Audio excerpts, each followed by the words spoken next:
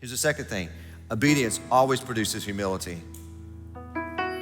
Because when you obey and God comes through, it will humble you. And here's what happened. I can't believe I doubted him. I can't believe I didn't ask before. I can't believe I didn't trust him. How do we know? Peter hit his knees and says, get away from me, because he recognized his sin. Pride will keep you from seeing your sin. Humility says, woe is me. I don't deserve you to answer my prayers. I don't deserve you to bless me this way. I don't deserve you to come through the way you come through. I don't deserve that one bit. That's humility. Obedience will always produce humility in your life.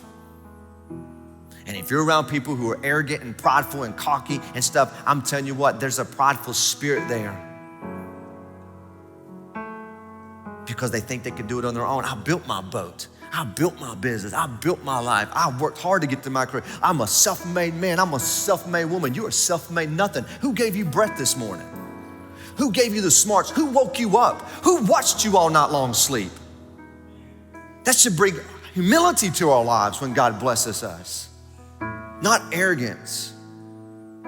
Obedience always leads to blessings. Every time you obey, God will bless you. Please hear me. Every time you obey, God will bless you. Every time. Every time. The boat was so full, he didn't even know what to do with it. But listen to me. Not only will God bless you, obedience always blesses others around you. Boys, you better come over here and get some of this. I got so much fish, I'm about to sink. And everyone came in and were part of the blessing. That's what happens when you obey Jesus. He don't bless you just to bless you. He blesses you to bless the people around you. You see, all because, watch this, I obeyed. And because I obeyed, people around me got blessed. This story came to my mind. My buddy, he took me out.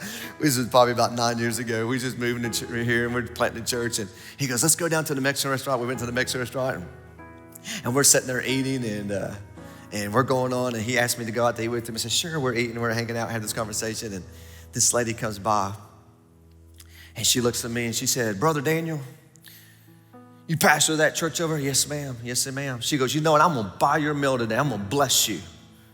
Man of God, I'm going to bless you, and I'm going to provide for you, because I feel like God told me to come and do it. And I could tell you, she was Pentecostal, but anyway, and I love my Pentecostal sisters and brother, man. We need some more of y'all up in here, you know what I'm saying? And she goes, I can just feel the spirit on her. She was just anointed, and she's going on.